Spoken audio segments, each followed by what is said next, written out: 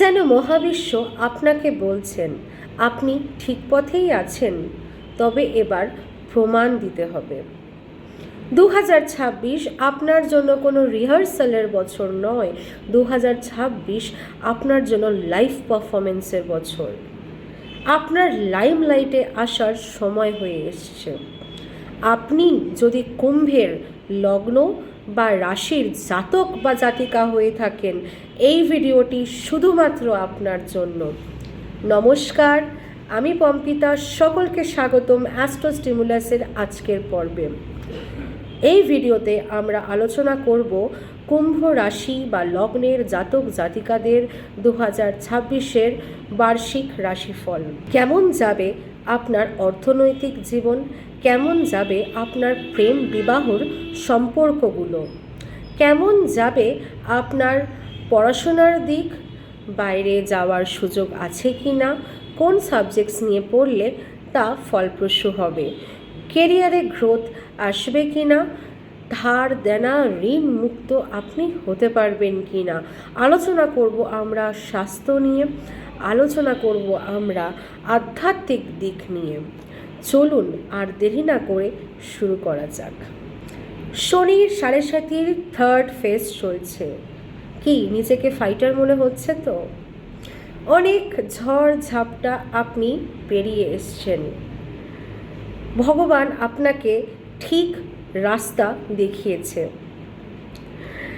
এত কষ্টের মধ্যে, একাকিত্বের মধ্যে, ঋণে জর্জরিত হয়ে, কঠোর পরিশ্রম দিয়ে যে কাজটা খুব ইজিলি অ্যাক্সেসেবল, যে কাজটা 20% এফোর্ট দিলেই হয়ে যায়, সেই কাজটাতে আপনাকে 3 গুণ এফোর্ট দিতে হয়েছে।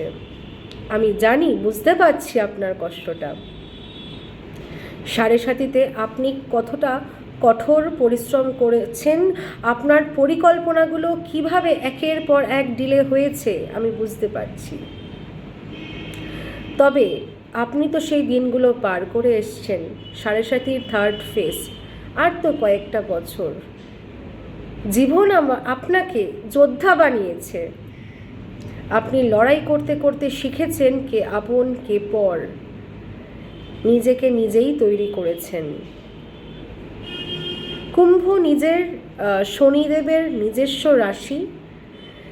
আপনি সৎপথে থেকেছেন, আপনি সৎপথে থেকে আপনি জিতেছেন, জয়ী হয়েছেন। থার্ড ফেজ চলছে। শনি এখন আপনার দ্বিতীয়ভাবে। টাকা পয়সার টানাপোড়েন এখনও রয়েছে, এখনও স্টেবিলিটি পাননি, তবে আগের থেকে কিছুটা হলেও তো বেটার কন্ডিশনে রয়েছেন, এটা তো মানতে হবে। ফ্যামিলিতে সমস্যা, টাকা আসছে, আগের থেকে আয় উন্নতি বেড়েছে, আমি এটা বলতে পারি, তবে সেটা সেভিংস হচ্ছে না, সেভিংসের সমস্যা। ওয়েলথ যে আপনি যেটা ভাবছেন ক্রিয়েট করবেন, অ্যাসেটস যেটা ভেবেছেন বানাবেন, বাড়ি কিনবেন, গাড়ি কিনবেন, সেটা হয়ে উঠছে না।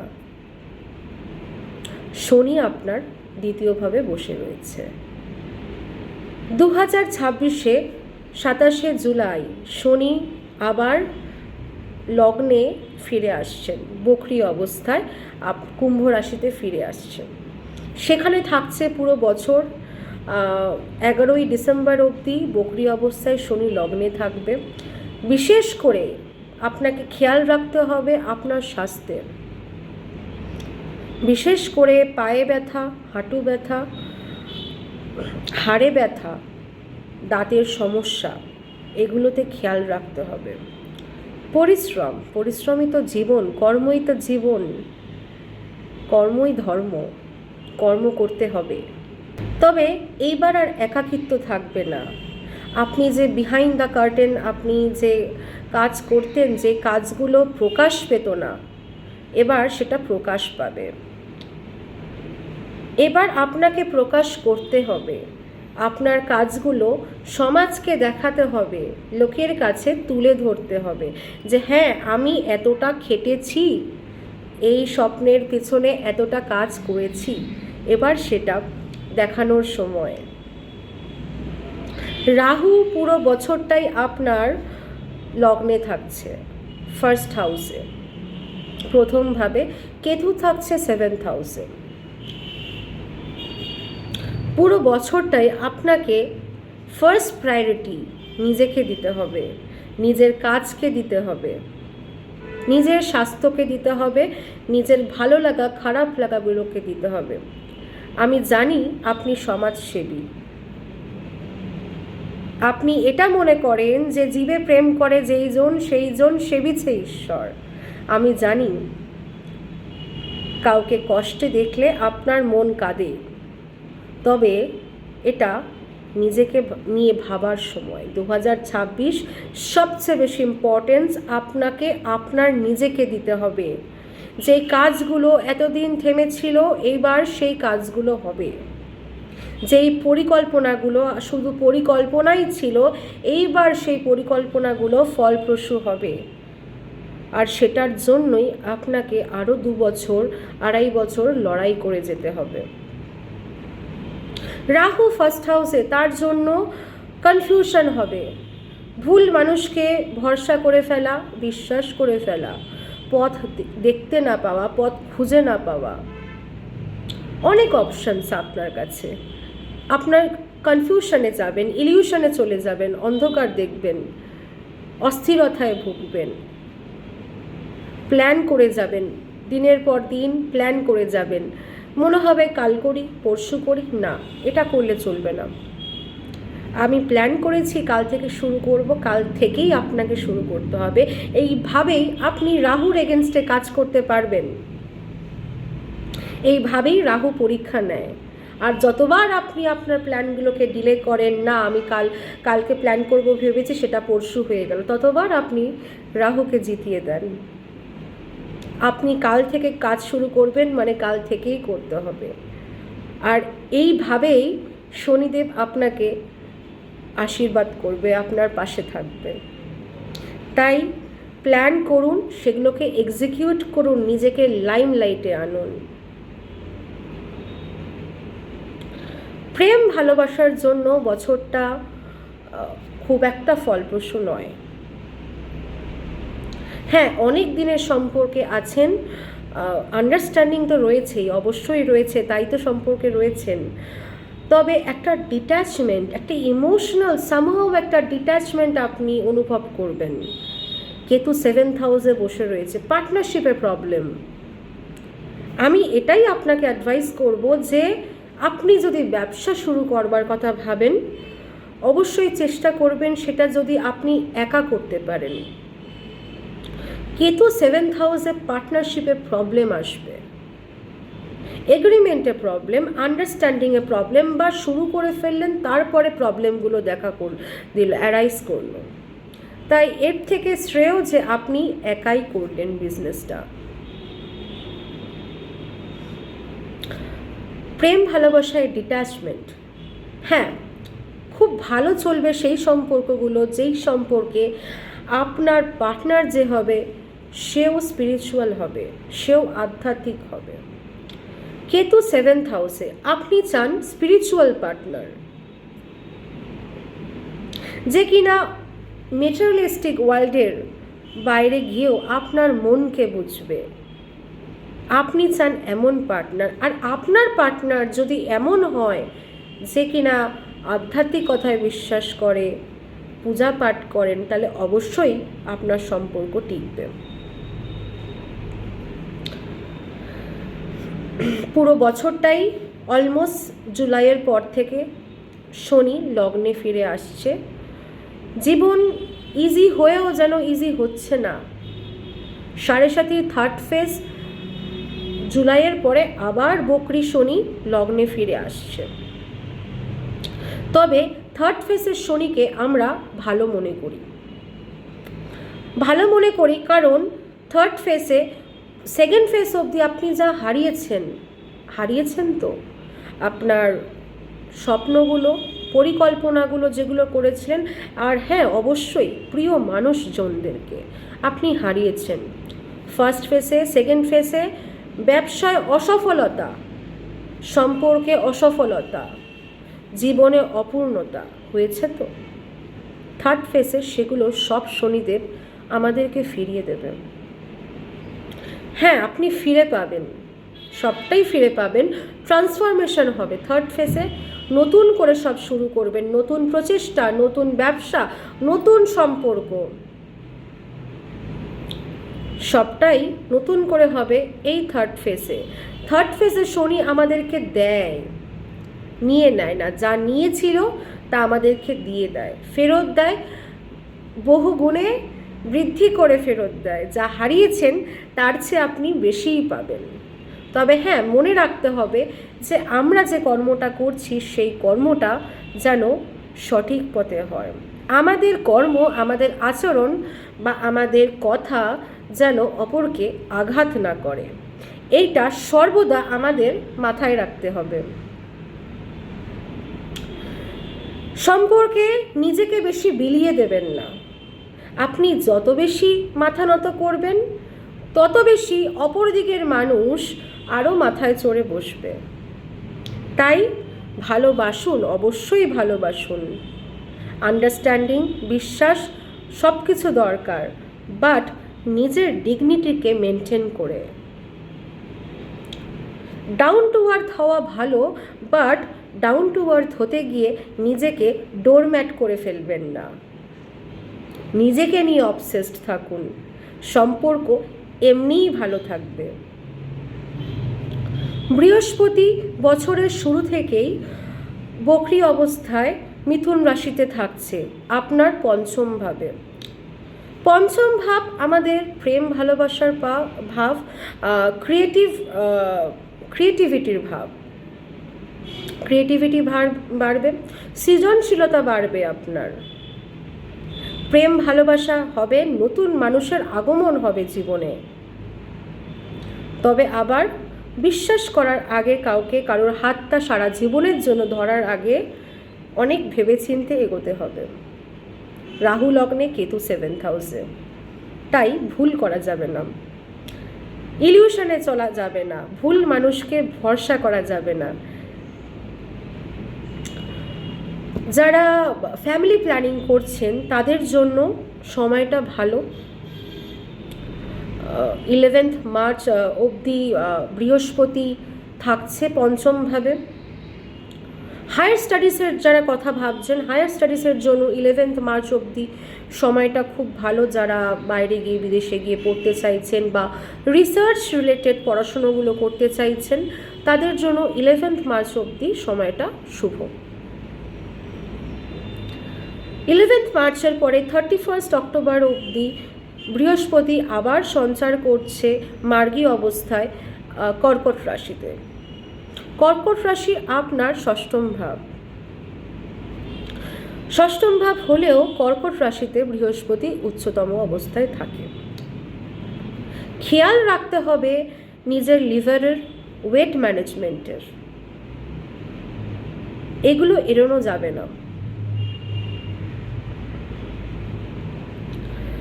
ষষ্ঠম ভাবে বৃহস্পতি ঋণ, ধার দেনা, টাকা পয়সার টানাপোড়েন হয়েছে, সাড়ে সাথীতে কম বেশি সবারই হয়েছে। এগুলো থেকে কিছুটা হলেও রেহাই পাবেন, মুক্তি পাবেন। জীবনে ফাইন্যান্সিয়াল লাইফে কিছুটা হলেও ইমপ্রুভমেন্টস হবে আফটার 11th মার্চ।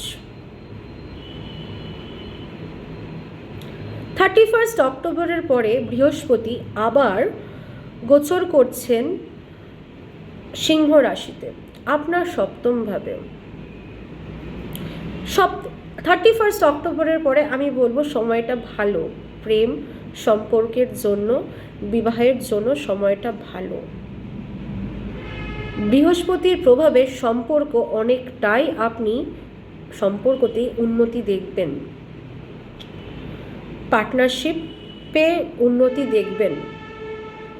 আপনার যে পার্টনার হবে সে স্পিরিচুয়াল হবে, ভগবানে বিশ্বাস করবে, পূজা পাঠ করবে, এরকম পার্টনারই আপনি পাবেন। 31 অক্টোবরের পরে বৃহস্পতি সঞ্চার করছে সিংহ রাশিতে, আপনার সপ্তম ভাবে। ব্যবসা ভালো যাবে, বিয়ে, সম্পর্ক এগুলোর কথা ভাবলে বছরের শেষ দিকটাতেই ভাবা শ্রেয়। এই বছরটা আপনার জন্য রিব্র্যান্ডিংয়ের সময়, রিব্র্যান্ডিংয়ের বছর। আপনার ব্যবসাকে নতুন করে সমাজের কাছে তুলে ধরা, রিব্র্যান্ড করা, ডিজিটাল প্ল্যাটফর্মে নিজের এক্সিস্টেন্স ক্রিয়েট করা, এগুলো খুব ভালো ফল দেবে। আপনি যদি সোশ্যাল মিডিয়াতে কাজ করে থাকেন, স্টক মার্কেট নিয়ে কাজ করে থাকেন, শেয়ার মার্কেট, স্টকস, ট্রেডিং এগুলো নিয়ে কাজ করে থাকেন, এগুলো খুব ভালো ফল দেবে। আপনি যদি টেকনোলজি নিয়ে কাজ করে থাকেন, খুব ভালো ফল দেবে। এই বছর আপনাকে এটা শো করতে হবে যে হ্যাঁ, আমি কাজ করছি তো করছি, বাট আমার কাজটাকে সমাজের কাছে দেখাচ্ছি, আর গোপনীয়তা নয়, দেখিয়ে কাজ করার সময় এই সময়টা। আপনি যদি কুম্ভ পূর্ব ভাদ্রপদের জাতক বা জাতিকা হয়ে থাকেন, আপনি গভীর চিন্তাশীল, তীব্র মনোভাবের মানুষ। তবে 2026 সালটি আপনার জন্য প্রেম, ভালোবাসা বা সম্পর্কর দিক থেকে বিশেষভাবে শুভ যাবে না। কর্মস্থলে, কাজের জায়গায় ক্রিয়েটিভিটি বৃদ্ধি পাবে, সৃজনশীলতা বৃদ্ধি পাবে। তবে খেয়াল রাখতে হবে আপনার ইমোশনাল হেলথের। ইমোশনাল হয়ে গেলে, ইমোশনাল হয়ে সিদ্ধান্ত নিলে প্রবলেম হতে পারে, প্রবলেমে পড়তে পারেন। একটা প্রতিকার হচ্ছে বাড়িতে তুলসী গাছ রাখুন, সকালবেলা গঙ্গা জল দিয়ে অভিষেক করুন। এটা একটা খুব সহজ রেমেডি যা আপনার জীবনকে কিছুটা হলেও সরল করতে সাহায্য করবে। আপনি যদি উত্তর ভাদ্রপদের জাতক বা জাতিকা হয়ে থাকেন, আপনি ধীর এবং স্থিতিশীল। 2026-এ আপনার কাজের গতি ধীরে ধীরে বাড়বে, তবে বড় কোনো ঝুঁকি না নেওয়াই শ্রেয়। বাড়িতে আপনার দায়িত্ব বাড়বে, তাই খুব পরিমাণে মাথা ঠান্ডা রাখতে হবে এবং ধৈর্য ধরতে হবে। আপনার জন্য একটা ছোট্ট রেমেডি হলো লবঙ্গ ও এলাইচি বাড়িতে প্রজ্বলন করুন। এতে কি হবে, আপনার মনোসংযোগ অনেকটাই বৃদ্ধি পাবে। আপনি যদি রেবতী নক্ষত্রের জাতক বা জাতিকা হয়ে থাকেন, আপনি স্নিগ্ধ, সৃজনশীল এবং ঈশ্বর বিশ্বাসী। 2026 সালে আপনার কর্মক্ষেত্রে খুবই ভালো সময়। বিশেষ করে আপনি যদি আর্ট, থেরাপি এইসব বা সার্ভিস সেক্টরে থাকেন, প্রেমে স্থায়িত্ব বাড়বে। তবে সম্পর্কগুলোতে আরও বেশি করে সময় দিতে হবে। আপনার জন্য প্রতিকার হলো, যদি চিকিৎসাগতভাবে কোনো বাধা না থাকে, তবে চেষ্টা করবেন প্রতি বৃহস্পতিবার সকালে দুধে একটু যদি কাঁচা হলুদ মিশিয়ে পান করা যেতে পারে। আর হ্যাঁ, অবশ্যই দান করবেন, আপনার জীবন তাতে অনেকটাই সরল হবে। এই ছিল কুম্ভ লগ্ন বা রাশির জাতক জাতিকাদের জন্য 2026-এর জেনেরিক বার্ষিক রাশিফল। মনে রাখবেন, আমাদের সবার দশা আলাদা, লগ্নকুণ্ডলিতে গ্রহের অবস্থান আলাদা।